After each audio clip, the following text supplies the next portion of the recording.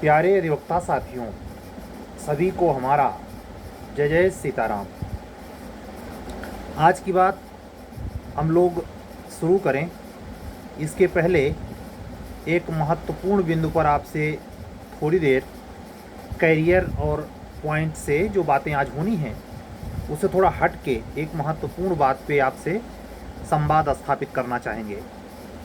वो महत्वपूर्ण बात ये है कि सूचनाओं के इस समर में जहां हर सूचना बहुत कारगर और बहुत सटीक होने पर आपके लाइफ में प्रभाव छोड़ती है, वहीं अगर वो सूचना निष्प्रभावी और र्यूमर्स है तो आपके तैयारी की गति को डिस्टर्ब करती है। इसलिए सूचनाओं के ऊपर ना तो सशंकित हों और ना ही बहुत भावुक हों, दोनों के बीच का सम्यक मार्ग चुनें और शांत चित्त रहना सीखें। यह संदेश 2 मिनट का ही है, लेकिन अगर गहरे में आप इसे अपने भीतर स्थिर कर लेते हैं तो आपको कैसा भी इन्फॉर्मेशन मिले आप निष्प्रभावी रहेंगे। उदासीन तो नहीं कहेंगे, लेकिन दोनों ही चीज़ में, यानी चाहे वो सूचना सही हो या सूचना गलत हो, उसका प्रभाव आप पर नहीं पड़ेगा, आप प्रभावित नहीं होंगे। खास करके तब जब आप एक दीर्घकालिक मिशन पर अपनी तैयारी में गति दिए हुए हैं। जैसे 2 एग्जाम्पल से, और यहीं से बात की श्री गणेश भी कर रहा हूँ। यूपी हायर जुडिशरी के बारे में जो हमने 3 परिकल्पनाएं, 3 आकलन अपने ऑडियो में, वीडियो में 2 वीडियो पहले हमने संसूचित करी, आपने सुनी। लगभग 510 लोगों ने उसे सुना। माना उसमें सब के सब एचजेएस के स्टूडेंट नहीं होंगे, लेकिन मेरा मानना है कम से कम 50% तो होंगे ही। और वो 250 लड़के कम से कम उस माध्यम से अपने शेड्यूल को, जो स्टडी शेड्यूल है, मेंटेन कर सकते हैं। कैसे? अगर एग्ज़ाम मार्च में है तो जो पेपर एकदम बिल्कुल आपने नहीं पढ़े हैं उसको पढ़ने का सुपयुक्त समय चल रहा है। आपसे मैं उस दिन और दूसरे दिन जूनियर डिवीज़न वालों के को संदेशित करते हुए ये आपने से साफ किया था कि दिसंबर लास्ट, यानी ऐसे कह सकते हैं एक्समस डे के बाद, जब दिन बड़ा होने लगता है तब हमारे यहाँ ठंडी गहराती है। और 15 जनवरी से लेकर, पूरी जनवरी कह लें, लेकिन फिर भी 5 जनवरी से लेके 25 जनवरी तक बहुत कड़ाके की सर्दी होती है। रात का समय पढ़ाई में मुश्किल से गुजरेगा। इसलिए उसमें जो आप ड्यूरेशन पीरियड सेट करिए शेड्यूल में, वो बहुत बढ़ चढ़ कर ना हो। उसमें शेड्यूल को ऐसे मैनेज कीजिए कि जो लेट नाइट का ना हो, थोड़ा सा बिफोर हो, जब गलन कम होती है। ये अभी से तय कर दीजिए और फिर आप एक किक मारिए। कब? जब जनवरी बीतने लगे और बासंती बयार की सुगबुगाहट हो। 26 फरवरी को महाशिवरात्रि के दिन महाकुंभ का आखिरी स्नान है और उससे ठीक 1 महीने बाद, मुझे लगता है उसी के 1 महीने के भीतर आपका प्रीलिम्स होना चाहिए। अगर इन परिस्थितियों को आप सही मानते हैं तो अपने बिल्कुल ना पढ़े हुए सिलेबस पर सूक्ष्म गति से, मंथर गति से भी पढ़ेंगे तो पढ़ ले जाएंगे। और ये डेट केवल यूपी हायर जुडिशरी को ही संपुष्ट करते हुए नहीं, यूपी जूनियर डिवीज़न सिविल जज की भर्ती के लिए जो 2024-25 को लेकर विज्ञापन आने वाला है, उसके भी प्रारंभिक परीक्षा की डेट सन निकट आसपास पड़ सकती है। या ऐसा भी हो सकता है कि मार्च से थोड़ा खिसक के अप्रैल में चली जाए, लेकिन मार्च के पहले इम्पॉसिबल। इसलिए वो बच्चे भी स्ट्रेटजिकल, जो मेंस के थ्रू आउट कमज़ोर हैं, इंटरव्यू में नंबर आते हैं, मेंस में नंबर कम होने की वजह से फाइनल सिलेक्शन नहीं हो पा रहा है, चाहे वो लैंग्वेज का पेपर हो, चाहे वो हिंदी लैंग्वेज का ही पेपर क्यों ना हो। अब की बार ये देखने में आया कि जूनियर डिवीज़न के फाइनल रिजल्ट के बाद इंग्लिश मीडियम में पेवर स्टडी करने वाला इंग्लिश लैंग्वेज में नंबर नहीं पाया। हिंदी में पुरोधा है, पीएचडी है, जेआरएफ है, लेकिन हिंदी लैंग्वेज में अपेक्षा से कम नंबर आ गए। सिलेक्शन 15 से 20 नंबर के बीच में रुका। ऐसे सारे अधिवक्ता साथियों को समर्पित भाव से अपने लैंग्वेज के ऊपर भी काम करना चाहिए। और एक और एडवाइजरी है कि जूनियर डिवीज़न के वो बच्चे जो आरओ या पीसीएस में फॉर्म अप्लाई किए हुए हैं, अगर आप डिवोटेड नहीं हैं तो आप, ये मौका है कि आप अपने सिविल जज के लिए या एपीओ के लिए, जिसमें भी आप टारगेट फिक्स कर रखे हैं, संकेंद्रित होकर 4 महीने के स्पेशल शेड्यूल के साथ, यानी आज से अगर ले लेते हैं, आज है 21 नवंबर, दिन गुरुवार है और 3:05 हो रहे हैं। मैं आपको ये इसलिए कह रहा हूँ क्योंकि बचा हुआ समय घट रहा है। आपकी प्रीलिम्स के लिए जो डेट सुनिश्चित है, जहाँ ये तय हो जाएगा कि किसका किसका प्रीलिम्स होगा, यानी कौन मेंस लिखेगा, चाहे सीट 114 आए, चाहे कुछ और ज़्यादा आए, चाहे लमसम ये 300 तक आ जाए, कुछ भी आए, लेकिन उसमें हर हालत में मेंस कौन लिखेगा उसको तय करने का समय काल चल रहा है। ये ऐसे किसको अपर जिला जज निश्चित उत्तर प्रदेश में बनना है, उसके इतिहास को, इबारत को लिखने का ये समय काल चल रहा है। ये कौन अपने से 20 साल 25 साल बड़े लोगों को जमानत मांगने के लिए अपने सामने मजबूर कर सकता है एज ए सिविल जज जूनियर डिवीजन। ऐसा पद प्राप्त करने का ये सुयोग्य कंटिन्यूअस समय चल रहा है। ये ऐसे मनोभाव से जब आप जनरेट होंगे और अपने घर में प्रपंचों से दूर रहेंगे, किसी भी पार्टी, किसी भी गेस्टर कार्यक्रम में आप इस माइंडसेट से ना इन्वॉल्व हो जाएं कि आप उसी के बारे में सोचें, फलाने रिश्तेदार आए थे वो हमको ऐसा बोल के चले गए। आप स्टडी रूम में जब जाएं तो बाकी चीज़ें डिलीट करने के लिए संसाधन भी होने चाहिए। ये परीक्षा चाहे तीनों में से किसी भी जोन की परीक्षा, एपीओ, एचजेएस और जूनियर डिवीजन, इसमें आपका सच्चा समर्पण भी मांगती है। पूरा कंक्लूजन आपका माइंडसेट का उसी पे होना चाहिए जिस सेटअप पे आप प्रिपरेशन कर रहे हैं। समझ रहे हैं? तो ये जो समय है इसको भुनाइए। रोज कहूँगा, ये जब तक प्रीलिम्स नहीं, जब तक ये 2025 में तीनों फाइनल नहीं हो जाएंगी और एक भी वैकेंसी 26 में नहीं जाएगी, एचजेएस भी 2025 में ही फाइनल होगी। एपीओ की वैकेंसी अगर इस साल आ गई वो भी इसी 2025 में फाइनल हो जाएगी और जे तो 100% 2025 में फाइनल होने वाली है। तो जे और एचजेएस में मुझे कोई संदिग्धता नज़र नहीं आती। एपीओ के बारे में सरकार किस मोड में है वो भी 2025 में ही उसका काम होना चाहिए। थोड़ा सा वेट करें, उसके लिए भी गुड न्यूज़ आपको मिल सकती है, बशर्ते केवल गुड न्यूज में ही न डूबे रहें। पढ़ें, अनवरत पढ़ें, सटीक पढ़ें, सही दिशा में पढ़ें, मूल्यांकन करके पढ़ें, रिवीजन करें। पुनरावृत्ति आपका एक ध्येय वाक्य होना चाहिए, ध्येय दिनचर्या होनी चाहिए। पुनरावृत्ति कोई भी पेपर, मैं हायर जुडिशरी के बच्चों को भी कह रहा हूँ, जो आपने मेरे टेस्ट सीरीज में जुड़कर फर्स्ट पेपर में हम 22वें टेस्ट को कंप्लीट करा चुके हैं, 23वें टेस्ट को कल शाम 7 बजे इन कंडक्ट करेंगे। हमारे पास जो 40 से 42 पेपर की श्रृंखला है उसका 23वां प्रश्न पत्र कल डेट में शाम को 7 से 8 कंडक्ट होगा। आप अगर इस पे इंटरेस्टेड हैं, मैं देखता हूँ जूं तक नहीं रेंगती। ये वही अधिवक्ता साथी हैं जिन्होंने ज़िंदगी अपनी ऐसे ही निकाल दी है। हायर जुडिशरी का फार्म भी भरा है वैसे, और जो अहंकार के पिंड हैं, जिनका हर जगह सिलेक्शन होता है, हर जगह अच्छा नंबर आता है, बताते किसी को नहीं है। किसी के सामने इन्होंने बचपन से लेकर आज तक झुकने नहीं सीखा है। इनके सामने से जीत का काफिला निकल जाता है, उसको भी ये गरियाते रहते हैं। इतने अहंकार के पिंड हैं।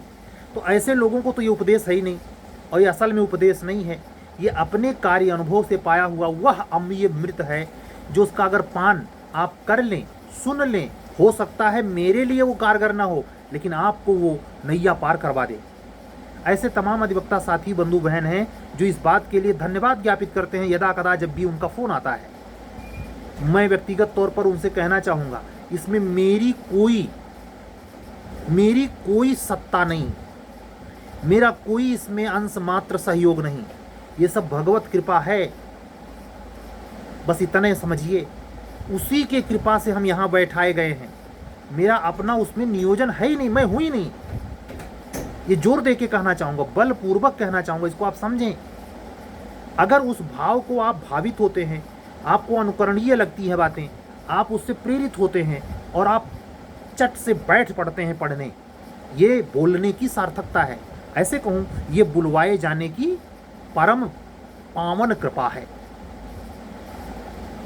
कितने चैनल्स हैं जो जो होते हैं उनको अपने बिजनेस से ही छुट्टी नहीं है। कौन इतना समय देगा भाई? एक दिन दे देगा, हफ्ते 2 हफ्ते में, महीने में कहीं एक दिन दे देगा, रोज तो नहीं देगा। माँ बाप भी एक बार जगाएंगे, 2 बार जगाएंगे, 3 बार जगाएंगे, अरे जाने दीजिए यार, वो पढ़ने वाला नहीं है। जो पढ़ने वाला है वो इसको जगाना नहीं पड़ता है। जिसको ललक है, जिसको ग्रह नक्षत्र अस्तित्व दशाएं आमादा हैं, वो इन्हीं तीनों वैकेंसियों में आराम फरमा रहा होगा। आप इमेजिन करें, 5-7 वीडियो पहले हायर जुडिशरी के बच्चों को संकेंद्रित करते हुए मैंने एक एग्जाम्पल दिया था। बुलंदशहर के एक एडवोकेट से ब्रदर हैं, श्रीवास्तव जी हैं, वो हमसे बात की, हमें लगता होता 5 महीने हो गए होंगे। वो जब जूनियर हायर जुडिशरी का फॉर्म भरा जा रहा था, शुरुआती दौर था, 10 दिन गुजरा नहीं था, उसी समय एक बार मेरी बात हुई है और मैं घोषित कर चुका हूं कि उस बच्चे का चयन टॉप 5 में होगा। क्यों? उसके कमरे में कभी गया नहीं, उससे कभी पर्सनली मिला नहीं, लेकिन जब उस बच्चे ने मुझे यह समझाया कि जिस डेट को मैं फॉर्म फिलअप करके, यानी पुलिंदा डॉक्यूमेंट हायर जुडिशरी का डिस्ट्रिक्ट कोर्ट में जमा करने गया, उस समय इस पुराने नए 61 पेपर में से सोचिए 80% पर्सनल नोट्स है। कोई बंदा, कोई जरूरी समझ रहा है इसे? आप जिसको हर जगह सफल पा रहे हैं, आप ये भी देखें उसका पढ़ने का तरीका महाराज, केवल चेहरे से वो क्या पहनता है, किन लोगों के बीच में रहता है, ये प्रभाव का कारण नहीं होता। आप उसको इमेजिन इस स्तर पे करें कि आप समराइज कितना करते हैं। जब मेंस में लिखते हैं तो आपके लिखने और याद किए गए तथ्यों में कितना सामंजस्य होता है, वहां आप कितना संतुलन साध पाते हैं। प्रश्नों को पढ़ने के लिए जो मिनट भर मैक्सिमम टाइम होता है, उसमें कितने जल्दी एक्यूरेसी, आंसर की एक्यूरेसी प्राप्त कर लेते हैं।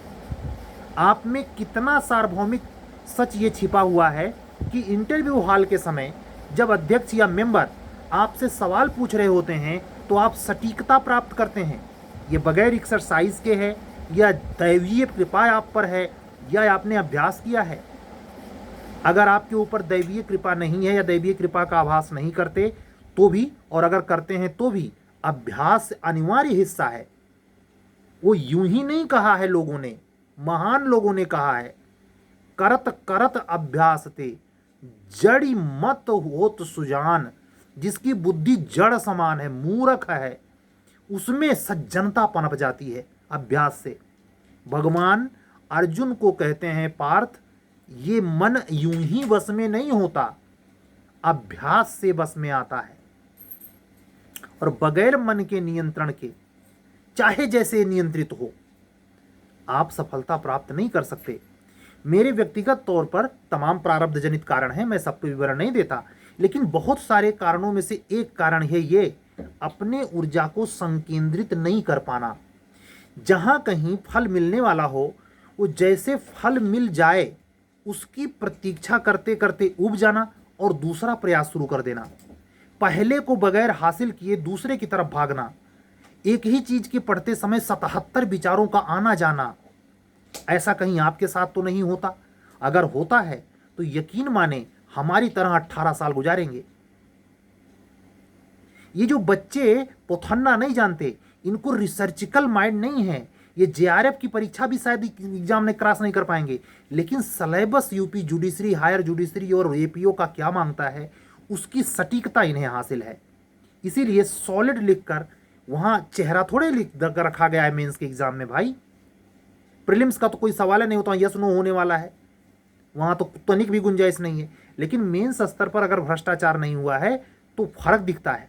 अगर भ्रष्टाचार हो गया तो सबसे आसान भ्रष्टाचार मेंस एग्जाम में है। किसकी कॉपी में कितना नंबर दे दिया जाए, जानबूझ कर दे दिया जाए, कोई कुछ नहीं कर सकता। प्री का तो फिक्स है, ओएमआर सीट प्री में लग रही है 3-3। कमीशन, ईपीपीसीएस आने वाले आपके एपी और जे दोनों में 3-3 ओएमआर सीट लगाएगा। एक आप अपने पास लेकर आएंगे, एक एग्जाम हाल में छोड़ देंगे और एक कमीशन अपने पास रखेगा। जरा सोचिए, ये सारी नौटंकी प्री एग्जाम के लिए हो रही है जो वैसे भी पारदर्शी था। असल में भ्रष्टाचार मेंस स्तर पे हो रहा है, उस पर आप लोग का ना मूवमेंट है, ना आप लोगों की निगाह है। चाहे हायर जुडिशरी हो, चाहे एपीओ हो, चाहे जूनियर डिवीजन, आप लोग झुंड के झुंड आए, मेंस की कॉपी देख के चले गए। श्रवण कुमार पांडे बेचारा अकेला लड़ता रहा। आप लोगों को कभी ये माइंड में नहीं आया उसका चलकर साथ देना चाहिए। आप लोगों की यही होशियारी, केवल वैकेंसी आ जाए हमारा हो जाए, यही चालाकी आपको हर बार धक्का देती है। आपके आंख के सामने 3-3 बार पूरी एकता की शक्ति से सिविल वालों ने अपनी मनवा ली, परीक्षा उन्होंने टलवा दी, पर्चा लीक को सत्य मनवा दिया गवर्नमेंट से। आप इससे भी नहीं सीखते। मुंडे मुंडे मतिर भिन्ना, अगर आपके हर दिमाग में अलग अलग विचार चलते हैं तो ना ऐसे परिवार चलता है, ना ऐसा कोई समाज बन पाता है, ना ऐसे कोई संस्कृति विकसित हो पाती है। और ये चीज न्यायिक सेवा के स्टूडेंट के साथ बीभत्स श्राप जैसी है, कलंक जैसा है। जब ये लोअर जोर जूनियर डिवीजन वाले के बीच यूनिटी नहीं है तो हायर में माशाअल्लाह ईगो का 77 गुना जोड़ दीजिए। अगर जूनियर डिवीजन की कोई तैयारी कर रहा है तो जितना ईगो लेकर तैयारी करता है उसमें स्क्वायर 77, वो एचजीएस वाला है। चाहे लड़का हो या लड़की, अधिवक्ता बंधु या बहन, सब अपने आप में तूरम खां है। इसलिए यूनिटी नहीं बनती। छोटे छोटी बात पर आप सोचिए, जो पिटीशन डालना था, ज्वाइंट वकालतनामा यूं ही थोड़े आ गया है। अलग अलग उसमें कोई भी ग्रुप बनेगा उसमें दनादन अपना अपना, सबकी विधि की समझ है, कच्चा पक्का, मीठा ऊंचा नीचा, सब अपना अपना ग्रुप बनाने लगते हैं। कोई यूनिटी किसी बात की नहीं, सबके लिए कोर्ट खुली, सब याचिका दायर कर सकता है। कभी समूह में एक नहीं हो पाए, जिसका नतीजा है कि आपके साथ सबसे ज्यादा हर स्टेट में अन्याय हो रहा है, हर हाई कोर्ट में जबरदस्त अन्याय हो रहा है, आप आवाज तक नहीं उठा पाते।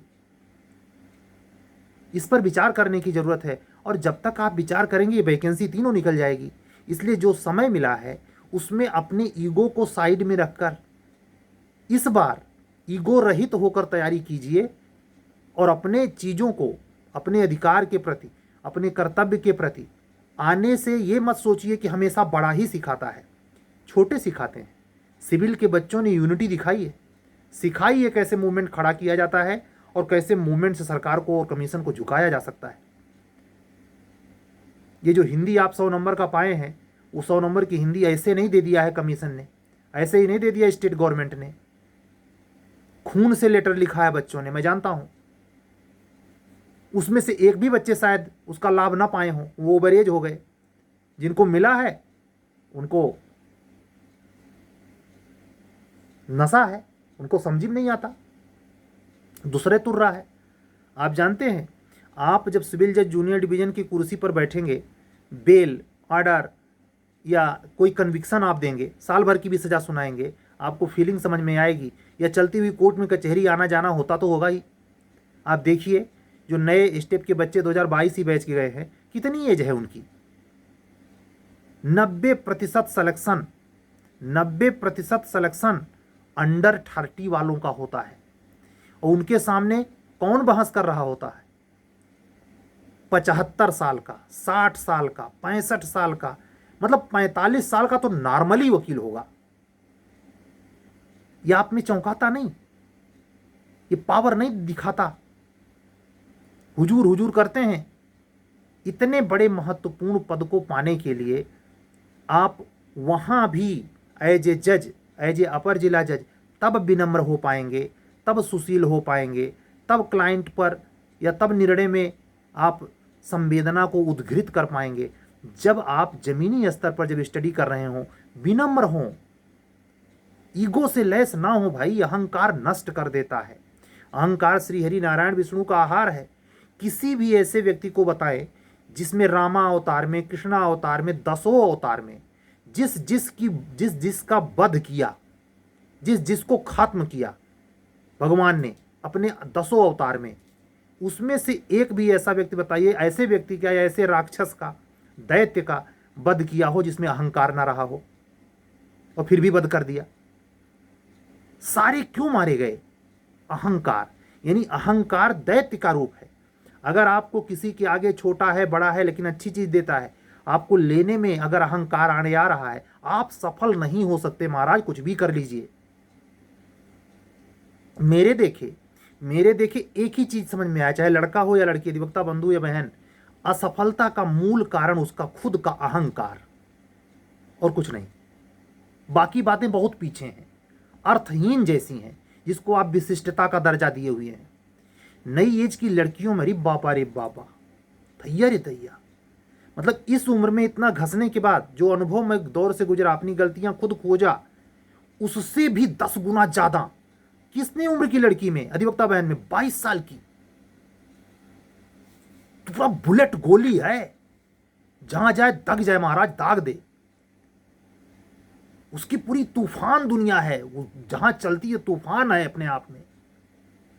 ये स्पष्ट अनुभव किया 2 साल में। अगर इमेजिन कीजिए, खुदा ना खास्ता मुझे इंटरव्यू लेने का मौका मिले, तो ये मेरे अंदर जो प्रिजम्पशन जिन के माध्यम से आया है, क्या मेरे जजमेंटल होने में कारक बनेगा कि नहीं? अगर मैं अपने स्वतंत्र मस्तिष्क में साइकोलॉजिकल रूप से स्वतंत्र निर्णय पर ना पहुंचूं और निर्विकार ना रहूं। ऐसे तमाम जजेज, तमाम न्यायमूर्ति जो आपके इंटरव्यू हॉल में बैठते हैं, आपकी छोटी सी हरकत से पैरामीटर तय कर देते हैं कि आपको इंटरव्यू में कितना नंबर देंगे और क्यों। आपका कार्य व्यवहार सब देखा जाता है, एक एक लहजा इंपॉर्टेंट है। ईमानदारी से, उसका नहीं जिसका मुख्यमंत्री से जुगाड़ आया है, इंटरव्यू परसों था अजय हो गया है, ये सब भी चलता है ना। तो ये सब की बातें नहीं करता मैं। और जो फर्जी मार्कशीट लगाया है, ये तो सबसे बड़ा अपराधी आदमी है। उसकी जब ईमानदारी से कार्यप्रणाली काम कर रही हो और ईमानदारी से आप गए हो और इंटरव्यू लेने वाला भी ईमानदार हो, ये बातें तब लागू होती हैं। ऐसा कहने का मतलब ये नहीं कि लागू नहीं होती, होती हैं। और मैं विश्वास नहीं दिला रहा जबरदस्ती का। ये 25 की होने वाली हर उत्तर प्रदेश की परीक्षा में कोई ताजुब नहीं, इतिहास बने। सुनना से ध्यान से, कोई ताजुब नहीं, इतिहास बने। मतलब बगैर भ्रष्टाचार के ये तीनों परीक्षाएं संपन्न होंगी और आपकी आंखें, मतलब बहुत लंबे समय तक 2025 याद किया जाएगा। लोग आने वाली 10 साल की पीढ़ियां 2025 को एग्जाम्पल के तौर पर रखेंगी। इतना इंपॉर्टेंट ईयर है। इस चीज को गांठ बांधकर और उत्तेजित वातावरण में नहीं, साम्य भाव में। कभी निराशा वाली बात सुन ली तो एकदम फ्रस्ट्रेट हो गए, कभी कोई अच्छी सूचना सुन ली मेरे माध्यम से या किसी और के माध्यम से, उछलने लगे। पढ़ना नहीं है। ये दोनों प्रकार के लोग सफल नहीं होते।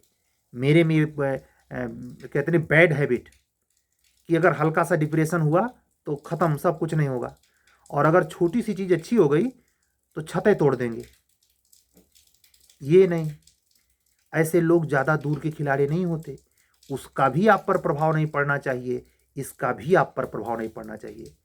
माँ जगदम्बा ने मेरे मुख से आज की वीडियो की शुरुआत इसी स्लोगन से की कि आप लाभा लाभो जया जयो। गीता में एक श्लोक आता है कि दोनों परिस्थितियों में समय कृत्वा, समान रहना सीखिए। समझ रहे हैं? ये योग की विधा नहीं है, ये सफलता की विधा है। स्थिर होइए, स्थिर होइए। प्रधानी का चुनाव होता है, जो विजय के सन्निकट होता है, जो नया नया नहीं कई बार प्रधानी जीता है, वो उछल कूद मचाता है, अस्वस्थ। लेकिन जो पहली बार जीतता है किसी कैटेगरी वटेगरी में, वो तो जाए कि जो जिसको हराता है वही सामने पूरा अपने नीचता का सारी पराकाष्ठा की मैं मतलब प्रधान हो नहीं, राष्ट्रपति हो गया हूं, तो इसे मारो खाता है। किसी भी क्षेत्र में, कोई पढ़ाई की बात नहीं कर रहा, जीवन में हम कहते हैं कोई आप कारखाना चलाते हैं, दूध बेचते हैं, पान की टंकी पे पान बेचते हैं, शाम को आके अधिवक्ता वाला काम करते हैं। थोड़ा समय आपने लगा रखा है, ऐसा आपका दिनचर्या है। कोई XYZ हम कहते हैं कोई काम आप करते हैं, उसमें आप इस नुस्खे को आजमाएं। किसी भी परिस्थिति में आप अपने स्वाभाविक स्थिति को ना खोएं। मतलब नकारात्मक सूचनाओं पर प्रतिक्रिया देने से, शरीर में बाहरी नहीं गाली देने की बचें। अपने शरीर को, अपने माइंड को सूचना किसी भी प्रकार से उद्वेलित होने वाली न दें। और सनद रहे, उद्वेलित होने वाली सूचना मात्र यही नहीं है कि आप डिप्रेस हो जाते हैं, सर दर्द करने लगता है, सोने का मन करता है या कुछ काम करने का नहीं मन करता। उद्वेलित करने वाली ये भी सूचना है कि अचानक शांति से बैठे थे, अचानक जिंदाबाद जिंदाबाद करने लगे।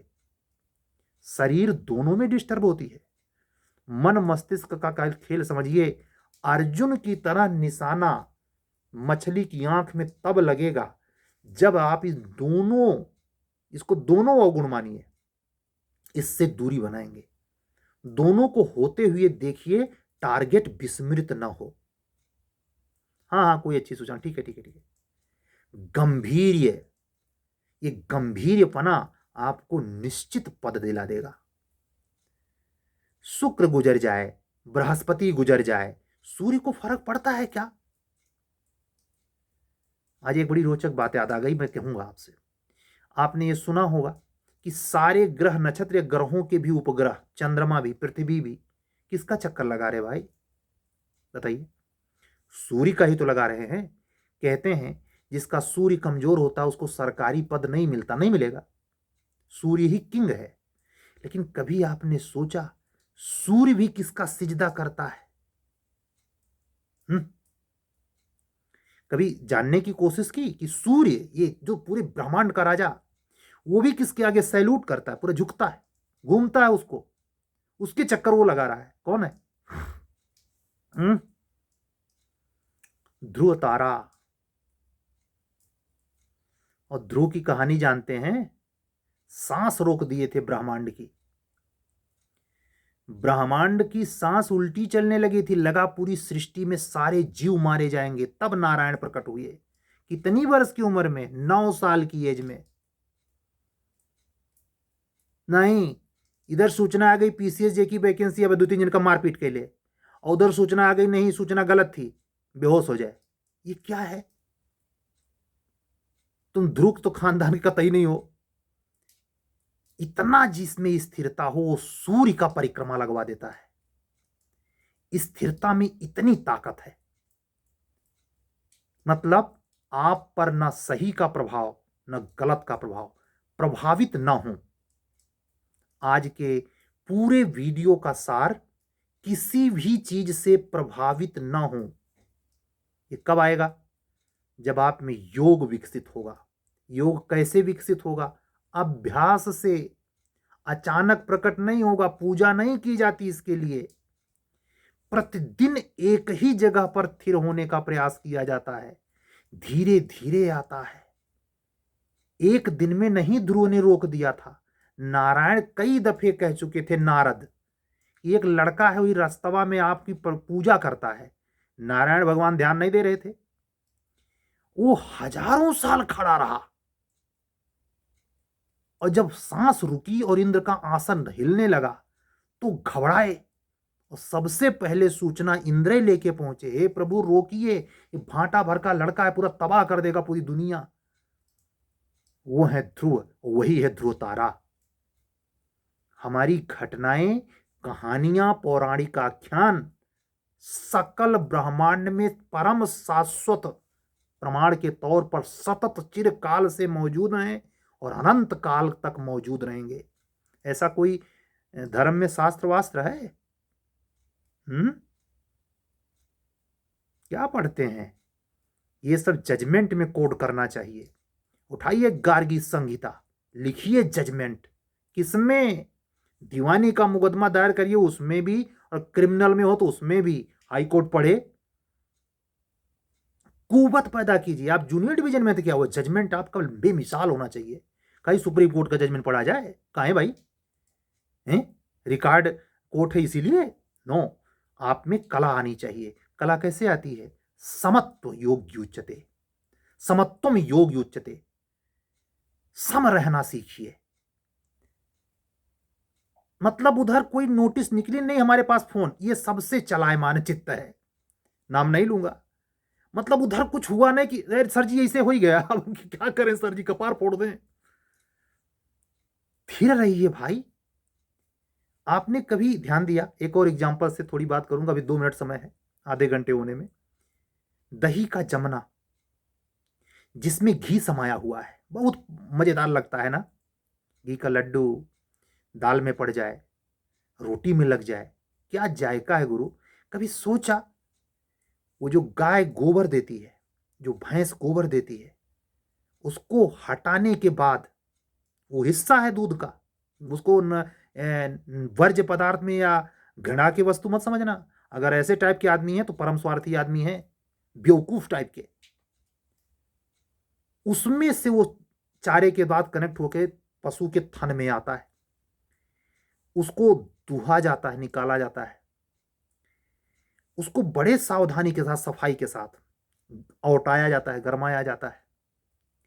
लेकिन हम बात कर रहे हैं सिर्फ दही के जमने की, दूध से दही का जमना। कौन सी क्रिया है, रासायनिक या भौतिक? कमेंट करना जरा तो, तब मानेंगे कि 30 मिनट तक वही सुन रहा था। ये बताना है कि दूध से दही का जमना कौन सी क्रिया है, रासायनिक या भौतिक? साइंस में क्वेश्चन आता है, ठीक है। तो हम बात कर रहे हैं दही के जमने की। हमारी माताएं बहनें जो इसमें प्रवीण हैं, खास करके जहां गाय भैंस काफी मात्रा में जो दूध की कामे काज होता है, क्या कहते हैं, एक तो इसे छूना मतलब हिलना नहीं चाहिए, और दूसरा ये कहते हैं कि खट्टा चीज वहां और पास में ना हो, फट जाएगा दूध। जो दही की पोजीशन में जाने वाला फट जाएगा। खट्टा, खट्टा का मतलब कौन? यही यही अध्ययन के क्षेत्र में खट्टी मीठी सूचनाएं। और ना हिलने का मतलब समत्वम योग उच्चते, तब दही घी में बदलेगा। और जितना साड़ी सहित जमेगा मतलब उतने ज्यादा थिर था, उतने उपयुक्त वातावरण था, आजू बाजू ऐसा टेम्परेचर था, तब वो साड़ी सहित मोटा पड़ा, और उतने महकती हुई घी निकलेगी उसमें से। सक्सेस सब नेचर सिखा रही है महाराज, समझना तो सीखिए। आज की बातें पूरी टोटल बातें, आज गुरुवार है और कहते नहीं, करो कृपा गुरुदेव की नाई, श्री हनुमान जी महाराज को समर्पित है। ये उन्हीं के श्रीमुख की बात है, मेरा इसमें कोई योगदान नहीं है। आपके भीतर अगर रोमांच हुआ हो तो उस रोमांच में हाथ जोड़ लीजिए, और जब भी इसको वीडियो सुने आप हनुमान जी का ध्यान कीजिए। ये हनुमान जी के वर्ष में हम लोग बहुत शीघ्र 2025 में प्रवेश करने वाले हैं। जितना ही पवित्र भाव रखेंगे, स्थिर रहेंगे, अपने आप सफलता आपका वर्ण करेगी और आप गदगद होंगे। आपका कुल खानदान लंबी समय से चली आ रही प्यास जरूर बुझेगी। आप सभी नए अधिवक्ता साथियों को जो हमारे चैनल पर आज बिल्कुल नए हैं, उनसे विनम्र अपील करते हुए, अगर आप चैनल पे नए हैं, चैनल सब्सक्राइब करें, लाइक करें, अन्य अधिवक्ता साथियों तक पहुंचाएं जो सीरियसली तैयारी करते हों, जो कम से कम 2 बार इंटरव्यू दिए हों, 3 बार कम से कम मेंस लिखे हों, 3 से कम नहीं। 2 बार भी लिखा है तो मेरी नज़र में वो कच्चा है, बहुत पक्का नहीं है। मेंस में उसको लिखने की महारत हासिल हो और इंटरव्यू फेस कर रहा हो, इस चैनल पर विशिष्ट स्वागत है। प्रीलिम्स बेस पर उतना खास नहीं, लेकिन जो बच्चे अनुभवी हैं वो उसका लाभ प्राप्त कर रहे हैं, आप भी कर सकते हैं। हमसे जुड़ने का हमारा नंबर व्हाट्सअप ध्यान से सुने, 7705090393। सभी अधिवक्ता साथियों, बंधुओं, बहनों को उनके भावी जीवन में उज्जवल भविष्य की कामना करते हुए और उनके पद प्राप्त करने की आकांक्षा में भगवत कृपा से प्रार्थना करते हुए, भगवान से प्रार्थना करते हुए आज का वीडियो यहीं बंद करता हूं। कल फिर मिलूंगा। सभी को जय जय सिया राम, शुभ रात्रि, सत्यमेव जयते।